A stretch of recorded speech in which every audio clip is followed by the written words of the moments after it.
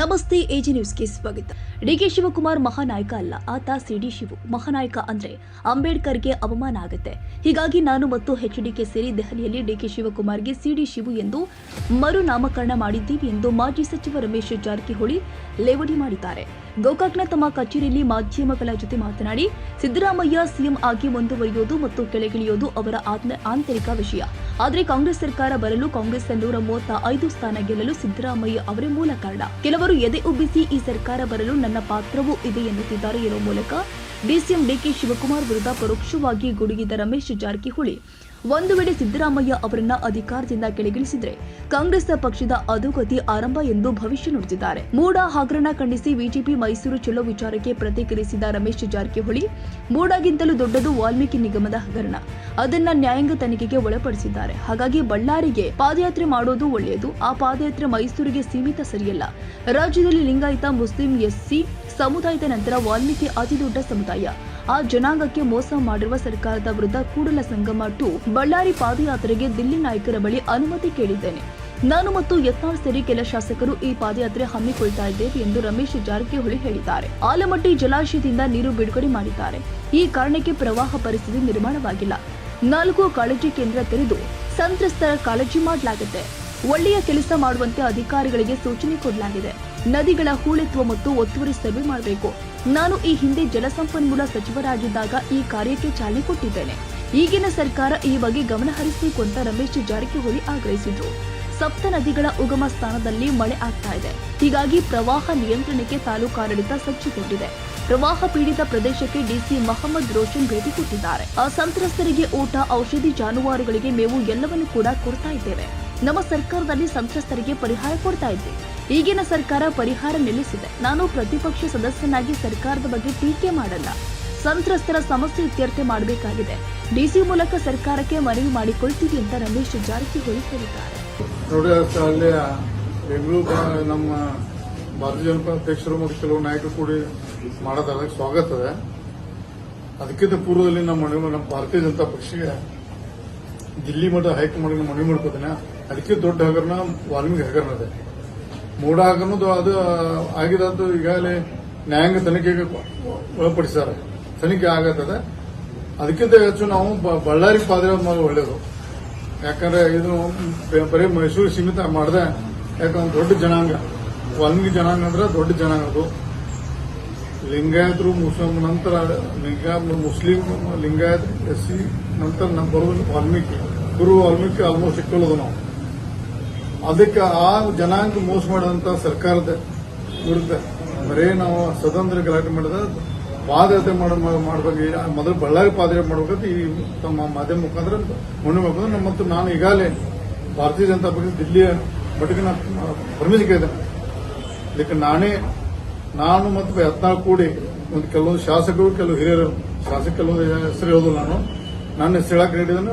ಯತ್ನಾಳ್, ಬಸವನಗೌಡ, ಯತ್ನಾಳ್ ಇಬ್ಬರು ಕೂಡಿ ಕೂಡಲ ಸಂಗಮ ಬಳ್ಳಾರಿ ಪಾದಯಾತ್ರೆ ಮಾಡಬೇಕು. ಮುಂದಿನದಲ್ಲಿ ಯೋಜನೆ ಅದು ವಾಲ್ಮೀಕಿ ಆಗಿರ್ಬೋದು, SC ST ಅನುದಾನ ಗ್ಯಾರಂಟಿಗೆ ಏನ್ ಬಳಸ್ಯಾರಲ್ಲ ಅದನ್ನ ವಿಷಯ ಮುಂದಿಟ್ಕೊಂಡು ನಮ್ಮ ಅಧ್ಯಕ್ಷರು ಬಂದವರೆಲ್ಲ ಬಹಳ ಚಲೋ ಅವ್ರು ಮಾಡಿದ್ರೆ ಯತ್ನಾಳು ನಾನು ಮಾಡ್ಬೇಕಂತ ಒಂದು ಈಗಾಗಲೇ ಹೈಕಮಾಂಡ್ ಒಂದು ಕೆಲವೊಂದು ನಾಯಕರು ನಮ್ಮ ತೆಲುಗು ಮನವಿ ಮಾಡ್ಕೊಂಡ ಸ್ವಲ್ಪ ಬೆಳಗ್ಗೆ ವಿಚಾರ ಮಾಡಿ ಹೇಳ್ತು ಅಂದಾರ. ಅದಕ್ಕೆ ವೇಟ್ ಮಾಡೋದು ನಾವು. ಅದಕ್ಕೆ ಮೊದಲು ನಮ್ಮ ಪಾರ್ಟಿ ಎಲ್ಲ ಕೂಡ ಮಾಡೋ ಬಹಳ ಸಂತೋಷ. ಯಾಕಂದ್ರೆ ನಮ್ಮ ಕೂಡಲ ಸಂಘ ಹತ್ರ ಕೂಡಲ ಸಂಘ ಅಂದ್ರೆ ಬಳ್ಳಾರಿಗೆ ನಾನು ಯತ್ನಾಳು ಕೂಡಿ ಮತ್ತು ಇನ್ನೂ ಕೆಲವೊಂದು ಶಾಸಕರು, ಕೆಲವೊಂದು ಮುಖಂಡರು ಕೂಡಿ ಪಾದಯಾತ್ರೆ ಮಾಡಬೇಕಂತ ಒಂದು ಯೋಚನೆ ಮಾಡಿದ್ರೆ ಇನ್ನೂ ದಿನಾಂಕ ನಿಗದಿ ಆಗಿಲ್ಲ.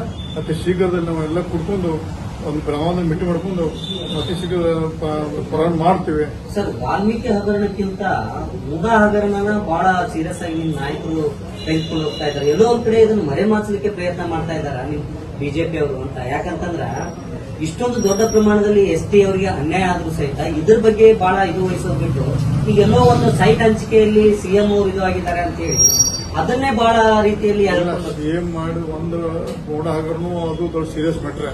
ಅದ್ರ ಬಗ್ಗೆ ಚಕಾರ ಹೆಚ್ಚಿದ್ದು ಸರಿ ಇದೆ. ಆದರೆ ವಾಲ್ಮೀಕಿ ಹಗರಣ ಯಾಕಂದ್ರೆ ಎಷ್ಟು ಮಟ್ಟಿಗೆ ವಿಧಾನಸಭೆಯಲ್ಲಿ ನಾವು ಇದು ಮಾಡಿದೀವಿ, ಆದ್ರೆ ಅಷ್ಟು ಮಟ್ಟಿಗೆ ಬರಲಿಲ್ಲ. ಯಾಕಂದ್ರೆ ಸರ್ಕಾರ ಬಹಳ ಮಂಡತನದಿಂದ ಈ ಮಟ್ಟಕ್ಕೆ ಸಿದ್ದರಾಮಯ್ಯ ಬಗ್ಗೆ ಬಹಳ ಗೌರವ ನಮಗೆ. ಯಾವುದೇ ಪಕ್ಷದ ಮುಖ್ಯಮಂತ್ರಿ ಇದ್ರೆ ಸಿದ್ದರಾಮಯ್ಯ ಬಗ್ಗೆ ಬಹಳ ಗೌರವ ಇತ್ತು. ಬಟ್ ಈ ನಡೆದಂತ ರೀತಿ ನೋಡಿದ್ರೆ ಬಹಳ ಕೆಟ್ಟ ಅನಿಸ್ತದೆ. ಯಾಕೆ ಅವ್ರ ಮುಖ್ಯಮಂತ್ರಿ ಇದ್ದಾಗ SC ST OBC ಮಂದಿಗೆ ಅನ್ಯಾಯ ಆಗ್ತದಂದ್ರೆ ಇದು ಸರಿಯಲ್ಲ. ಅತಿ ತಕ್ಷಣ ಅವರು ಯಾವ್ದು ಒತ್ತಡದಲ್ಲಿ ಸಿಲುಕಿದಾರಲ್ಲ ಹೊರಗೆ ಬಂದು ಹಿಂದಿನ ಸಿದ್ದರಾಮಯ್ಯ ತನಿಖೆಗೆ ಆದೇಶ ಮಾಡಬೇಕಂತ ಮನವಿ ಮಾಡ್ಬೋದು. ಅವ್ರನ್ನ ಕೆಳಗಿಳಿಸಬೇಕು ಅಂತ ಹೇಳಿ ಒಂದು ಕಾಂಗ್ರೆಸ್ನಲ್ಲಿ ಒಂದು ತಂಡ ಕೆಲಸ ಮಾಡ್ತಾ ಇದೆ. ಮೊದಲಿಗೆ ತಾವು ಒಂದು ಮಾತು ಹೇಳಿದ್ರಿ, ಸಿದ್ದರಾಮಯ್ಯನ ಕೆಳಗಿಳಿಸ್ತಾರೆ, ನೋಡ್ತಾ ಇರಿ, ಮುಂದೊಂದು ದಿವಸ ಅವನೇ ಮುಗಿಸ್ತಾರೆ ಅಂತ. ಆ ರೀತಿ ಏನಾದ್ರೂ ಷಡ್ಯಂತ್ರ ನಡೆದಿದೆಯಾ? ಯಾಕಂತಂದ್ರೆ ಈ ಹಗರಣಗಳ ಇದನ್ನ ಕಾಂಗ್ರೆಸ್ನವರೇ ಬಿಜೆಪಿಯವರು ಕೊಡ್ತಾ ಇದ್ದಾರೆ ಅನ್ನೋ ಒಂದು ವಿಚಾರ ಈಗ ಬಹಳಷ್ಟು ಚರ್ಚೆ ಆಗ್ತಾ ಇದೆ. ಕೆಲವೊಂದು ವಿಷಯ ಮಾಧ್ಯಮ ಮಾತಾಡ್ಬೋದಲ್ಲ, ಆದ್ರೆ ಸಿದ್ದರಾಮಯ್ಯ ಇರುವುದು ಅವ್ರ ಪಕ್ಷದ ಆಂತರಿಕ ಸಮಸ್ಯೆ. ನಾವು ಅದ್ರ ಬಗ್ಗೆ ಎಂಟರ್ ಬರೋದಿಲ್ಲ. ಆದ್ರೆ ಅವ್ರ ನೋಡ್ರಿ, ಅದು ಉದಾಹರಣೆ ಇವತ್ತು ಕಾಂಗ್ರೆಸ್ ಪಕ್ಷ ಸರ್ಕಾರ ಬರಲಿಕ್ಕೆ ಮೂಲ ಕಾರಣ ಸಿದ್ದರಾಮಯ್ಯ ಅವರು. 135-136 ಹೇಳಬೇಕು ಸಿದ್ದರಾಮಯ್ಯ ಕಾರಣ. ಯಾರೋ ಎದುರಿಸ್ಕೊಂಡು CD ಶಿವಣ್ಣ ಅಂತಾರ ಮಾತಾಡ್ರೆ ಅಲ್ಲ. ಈ ಮಹಾನಾಯಕನ ನಾಮಕರಣ ಬದಲಾಗಿದೆ. CD ಶಿವಣ್ಣ ಸರ್ ಮಹಾನಾಯಕ ಅಂದ್ರೆ ಅಂಬೇಡ್ಕರ್ ಹೆಸರು ಹಾಕಿರ್ತದೆ. ಮಹಾನಾಯಕನ ಅಂಬೇಡ್ಕರ್ ಹೆಸರು ಅದು.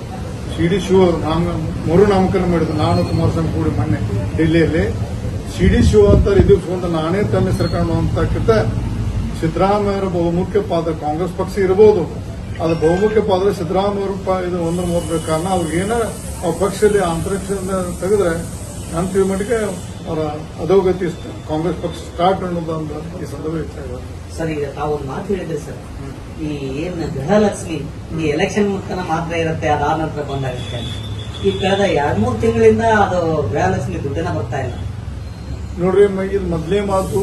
ಈ ಆಕ್ಚುಲಿ ಇದೊಂದು ಕೆಲವೊಂದು ನಮ್ಮ ಕಾಂಗ್ರೆಸ್ ಪಕ್ಷದ ಕಿಂತ ಹೆಚ್ಚು ನಮ್ಮ ಬಿಜೆಪಿ ತಪ್ಪಿಗಾಗಿ ನಾವು ಸರ್ಕಾರ ಕಳ್ಕೊಂಡು ನಾವು ಗ್ಯಾರಂಟಿ ಸ್ಕೀಮ್ಗಳದು ಇದೆಲ್ಲ ಕಾಂಗ್ರೆಸ್ ಪಕ್ಷದ ಒಂದು ಇದು ಪ್ರಣಾಳಿಕೆಯಿಂದ ಪಕ್ಷ ನಮ್ಮ ಬಿಜೆಪಿ ಪಕ್ಷದ ಕೆಲವೊಂದು ಸಮಸ್ಯೆಯಿಂದ ನಾವು ಕಳ್ಕೊಂಡಿದ್ದೀವಿ. ಆರಾಮಾಗಿ 100-120 ಸೀಟ್ ನಾವು ಬರ್ತಿದ್ವಿ. ಅದು ಕಳ್ಕೊಂಡ್ರೆ ಈಗ ಪಕ್ಷ ವಿರೋಧ ಪಕ್ಷದ ಎಡ್ಡಿ ಬಂದಿದೆ. ಪಕ್ಷ ಸಂಘಟನೆಗೆ ಹೆಚ್ಚು ಮತ ಕೊಡಬೇಕು. ಮತ್ತು ಈಗ ಮತ್ತೊಂದು ಸಲ ನಾನು ಭಾರತೀಯ ಜನತಾ ಪಕ್ಷದ ನಾಯಕರ ಮನವಿ ಮಾಡ್ಕೋತೀನಿ. ಮೈಸೂರು ಪಾದಯಾತ್ರೆ ಮಾಡೋದು ನಂದೇನು ಅಭ್ಯಂತರ ಇಲ್ಲ. ಅದಕ್ಕೆ ದೊಡ್ಡ ಹಗರಣ, ವಾಲ್ಮೀಕಿ ಹಗರಣ ಮತ್ತು SC ST ಅನುದಾನವನ್ನು ರಾಜ್ಯ ಸರ್ಕಾರ ಬೇರೆ ಸ್ಕೀಮ್ ಬಳಸಿದ್ದಕ್ಕೆ ಅದಕ್ಕೆ ಹೋರಾಟ ಮಾಡಬೇಕಂತ ಮನವಿ ಮಾಡ್ಕೋತೀನಿ. ಅದನ್ನು ಅತಿ ಶೀಘ್ರದಲ್ಲಿ ಮತ್ತೊಂದು ಬಾರಿ ಹೇಳ್ತೀನಿ. ನಾವು ಕೂಡಲ ಸಂಗಮ ಬಸವಗೌಡ ಹತ್ತಾಳು, ನಾನು ಮತ್ತು ಕೆಲವು ಇನ್ನೂ ಅನೇಕ ಶಾಸಕರು ಅನೇಕ ದೂರಿನ ಕೂಡಿಬಿಟ್ಟು ನಾವು ಅತಿ ಶೀಘ್ರದಲ್ಲಿ ಭಾರತೀಯ ಜನತಾ ಪಕ್ಷ ಹೈಕಮಾಂಡ್ ಪರ್ಮಿಷನ್ ಕೊಟ್ಟರೆ ನಾವು ಮಾಡಲಿಕ್ಕೆ ತಯಾರಿದೆ. ಟೈಮ್ ನೋಡ್ತೇವೆ. ಯಾಕಂದ್ರೆ ನಮ್ಮ ಹೈಕಮಾಂಡ್ ನಾವು ರಾಷ್ಟ್ರೀಯ ಪಕ್ಷದ ಒಂದು ಪಕ್ಷದ ಹೇಗಿರುತ್ತೆ ಆ ಪ್ರಕಾರ ಕೆಲಸ ಮಾಡುವಂತ ನಾವು ಪಕ್ಷದ ಕಾರ್ಯಕರ್ತರು ಟೈಪ್ MLA ಸಹಿತ ಪಕ್ಷದ ಒಂದು ಶಿಸ್ತ ಸಿಪಾಯಿ ಇರೋದ್ರಿಂದ ಹೈಕಮಾಂಡ್ ನಿರ್ಣಯ ವೇಟ್ ಮಾಡ್ತೇವೆ. ರಾಜ್ಯಾಧ್ಯಕ್ಷ ನಾವು ನಮ್ಗೆ ಉದ್ಯೋಗ ಮಾತಾಡೋದಿಲ್ಲ. ನಾವು ಏನು ಹೈಕಮಾಂಡ್ ಮಾತಾಡ್ತೀವಿ. ರಾಜ್ಯಾಧ್ಯಕ್ಷ ಯಾವ ಒಪ್ಪಿಲ್ಲ, ಒಪ್ಪೋದಿಲ್ಲ. Thank you sir.